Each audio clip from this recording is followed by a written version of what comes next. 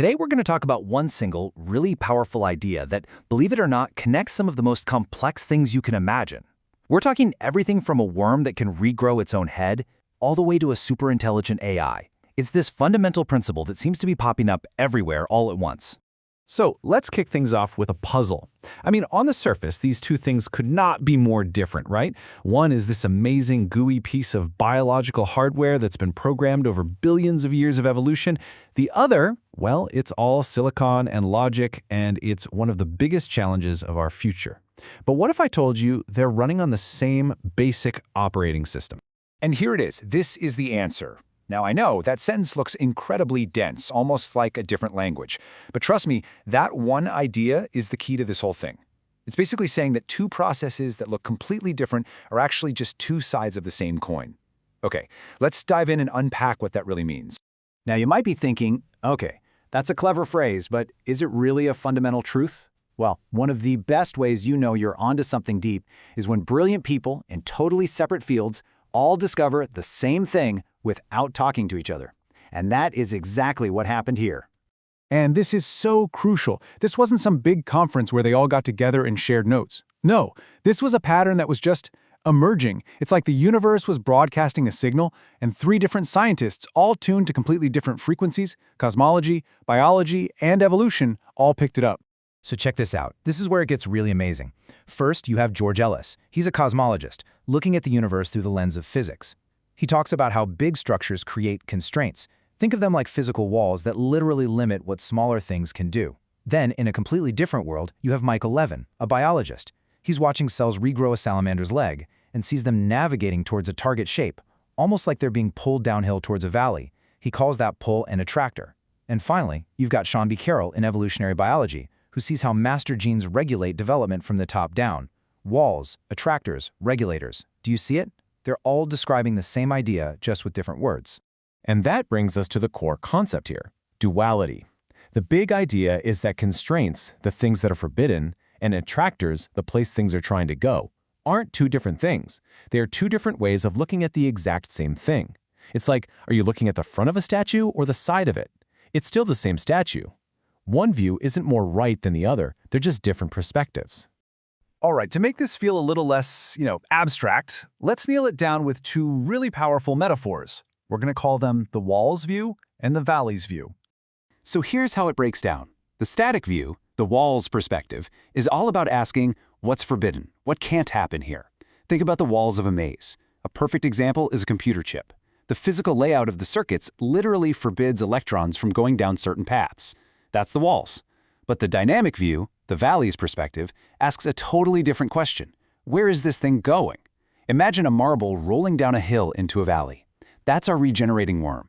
All its cells are being guided by this invisible field, all navigating towards the same final shape. Walls and valleys, two ways of describing the very same system. And look, this isn't just some fun philosophical party trick. This is actually super practical. It's like in physics. Sometimes a problem is nearly impossible to solve using one kind of math, but then you switch to a different mathematical framework, and suddenly the answer just pops out, even though both frameworks are describing the exact same reality. Having both the walls view and the valleys view in your mental toolkit just makes you a better problem solver.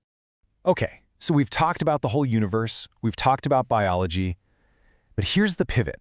What if this exact same fundamental design, this duality of walls and valleys, constraints and attractors, is also the operating system for our own minds? What if this is the very structure of how we think? So how does this grand cosmic principle actually show up in the messy, chaotic process of our own thoughts? Well, it turns out it looks a lot like a conversation you're constantly having with yourself. Think about how you make any real decision. First, there's a part of you, let's call it the actor, that throws out an idea. I should quit my job and move to Italy. Then, like a split second later, another part, the adversary, jumps in and says, are you crazy? You'll be broke in a month. You don't even speak Italian.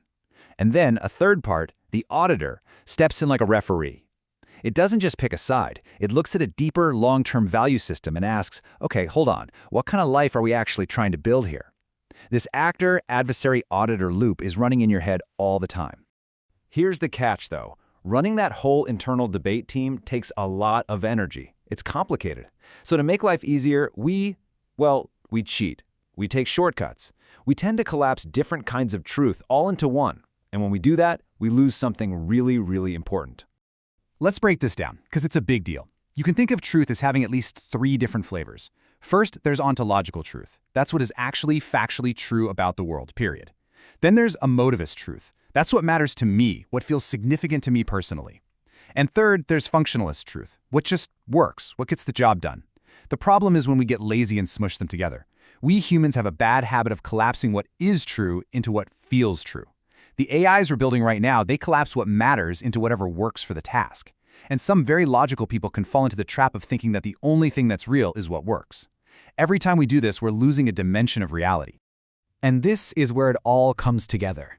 This tendency we have to collapse different truths, it isn't just some weird psychological quirk. It is, and I mean this, the absolute heart of one of the biggest challenges we have ever faced as a species, aligning artificial intelligence.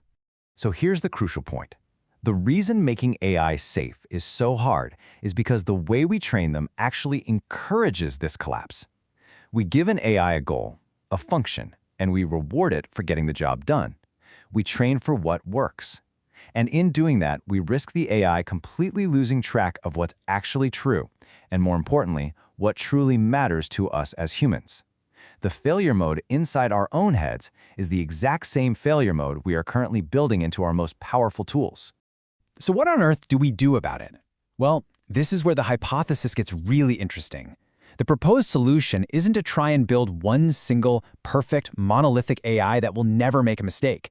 The idea is to build AI systems that copy our own healthy, internal cognitive process. And here's the roadmap. You don't build one AI, you build a team. You have one AI that acts as the actor, proposing plans and actions. You have a second AI that's a dedicated adversary, whose only job is to poke holes in the plan and find all the ways it could go wrong. And then you have a third AI, the auditor, that judges their arguments based on a deeper framework of human values.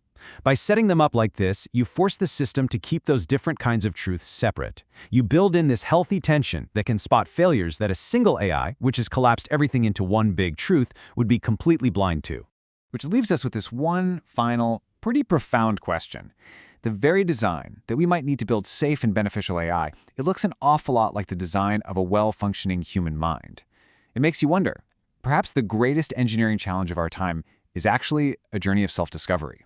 That to build a future that's truly aligned with what we value, maybe, just maybe, we first have to really understand the complex, messy, beautiful system inside our own heads that creates those values in the first place.